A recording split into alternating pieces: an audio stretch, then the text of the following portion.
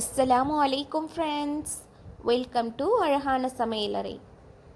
இன்றைக்கி நம்ம ரொம்பவே சூப்பரான டேஸ்டியான ஸ்வீட் ரெசிபி தான் ஃப்ரெண்ட்ஸ் பார்க்க போகிறோம். அதுக்கு முன்னாடி நம்ம சேனல் அழகான சமையலறையை இன்னும் நீங்கள் சப்ஸ்கிரைப் பண்ணலைன்னா சப்ஸ்கிரைப் பண்ணி கூடவே பெல் பட்டனையும் கிளிக் பண்ணிக்கோங்க ஃப்ரெண்ட்ஸ். வாங்க ஃப்ரெண்ட்ஸ், எப்படி செய்கிறதுன்னு பார்க்கலாம். நான் 1 கப் துருவின கேரட், 1/2 கப் ரவை எடுத்திருக்கேன் ஃப்ரெண்ட்ஸ். இப்போ ஒரு பேன் அடுப்பில் ஹீட் பண்ணி 3 டேபிள் ஸ்பூன் நெய் சேர்த்துக்கிடுவோம். நெய் ஹீட் ஆனதும் அதில் 3 ஏலக்காய், ஒரு 10 முந்திரி பருப்பு, 10 திராட்சை சேர்த்து அதை ரோஸ்ட் பண்ணி எடுத்து வச்சுக்கிடுவோம். ஃபஸ்ட்டு இந்த ஸ்வீட் ரெசிபி ரொம்பவே டேஸ்ட்டாக இருந்துச்சு ஃப்ரெண்ட்ஸ். கண்டிப்பாக நீங்களும் செஞ்சு பாருங்கள். கேரட் சாப்பிடாத குழந்தைங்களுக்கு கூட இது ரொம்ப பிடிக்கும் ஃப்ரெண்ட்ஸ். அப்படி கேரட் பிடிக்காத குழந்தைங்களுக்கு நீங்கள் இந்த மாதிரி செஞ்சு கொடுத்தா கண்டிப்பாக விரும்பி சாப்பிடுவாங்க.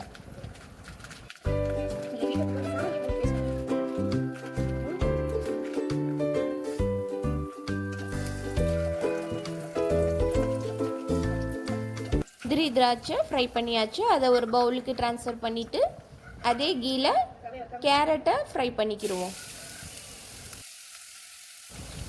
இந்த ஸ்வீட் ரெசிபி நானும் இப்போ தான் ஃப்ரெண்ட்ஸ் ஃபஸ்ட் டைம் செஞ்சு பார்க்குறேன்.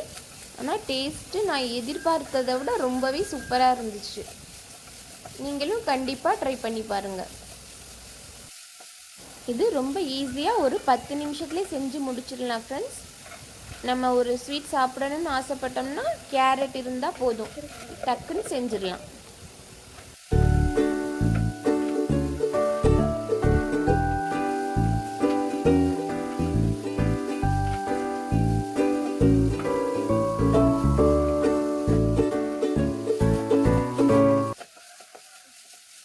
கேரட் இந்தளவுக்கு ஃப்ரை ஆனதுக்கப்புறம் நம்ம எடுத்து வச்சுருக்க ரவையும் சேர்த்து அதையும் சேர்த்து ரோஸ்ட் பண்ணிக்கிடுவோம் ஃப்ரெண்ட்ஸ்.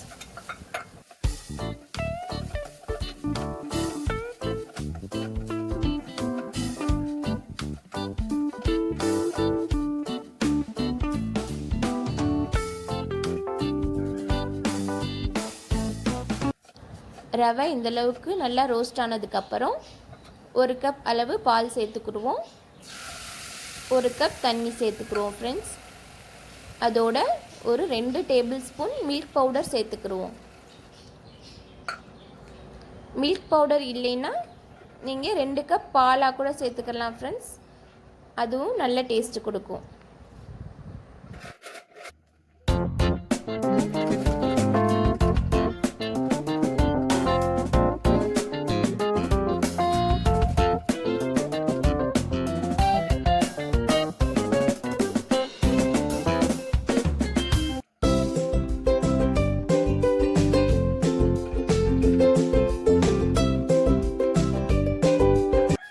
ரவையும் கேரட்டும் நல்லா குக் ஆனதுக்கப்புறம் 3/4 கப் அளவு சுகர் சேர்த்துருக்கேன் ஃப்ரெண்ட்ஸ்.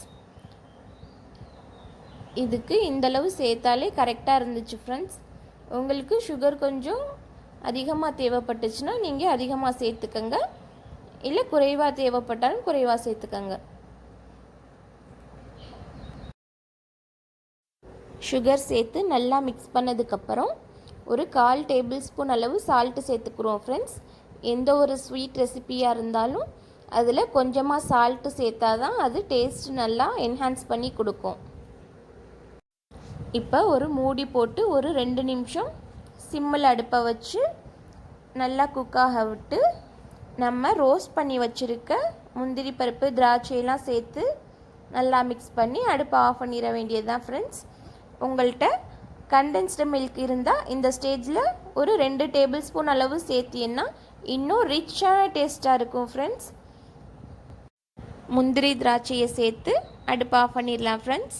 அவ்வளோதான், டக்குன்னு நம்மளோட ஸ்வீட் ரெசிபி ரெடி ஆயிடுச்சு.